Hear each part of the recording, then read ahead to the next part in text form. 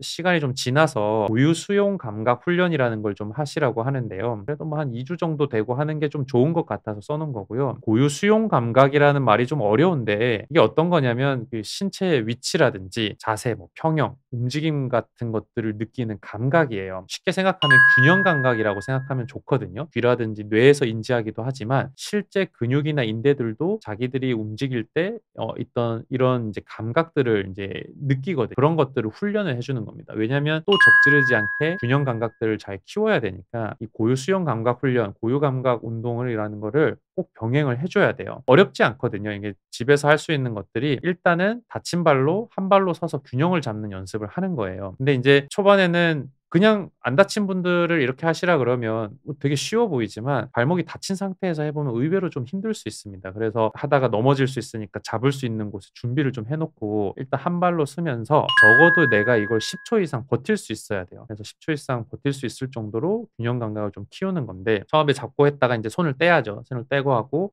눈을 뜨고 할 때는 쉽지만 눈을 감고 하면 훨씬 어렵습니다. 그래서 좀 눈을 감고 한 발로 버티는 연습까지 좀 해 주면 좋고요. 여기서부터 나오는 거는 하나가 잘 되면 다음 단계로 넘어간다 이런 개념으로 보시면 되는데 그다음에는 아예 까치발로 버티는 겁니다. 이렇게 뒤꿈치를 들어서 그러면 처음에는 양발로 까치발을 들어서 버티다가 좀 잘 된다 싶으면은 다친 쪽 발만 이용해서 한 발로 까치발을 서서 버티는 거예요. 이것도 처음에 어려우면 어디를 인제 지탱하면서 잡고 하면 되겠지만 잘 되면은 이제 떼고 해야겠죠. 마찬가지로 10초 이상 버틸 수 있어야 돼요. 내가 이 정도 균형 감각이 좀 생겨야 나중에 접지르지 않게끔 힘이 좀 생기는 거죠. 이런 것들이 잘 된다 그러면 아까 그런 발판이나 계단 위에서 이 앞꿈치 그냥 앞발로만 해서 마찬가지로 까치발을 서서 버티는 겁니다. 처음엔 두 발로 하다가 괜찮으면 한 발을 떼고 앞에 발가락 힘만 이용해서 까치발을 들고 버티는 연습을 해 주는 거예요. 마찬가지로 10초 이상 버틸 수 있어야 된다. 이런 것들이 인제 굉장히 잘 되기 시작하잖아요. 그러면 인제 우리가 어떤 그 중기에 할 수 있는 재활 중에 가장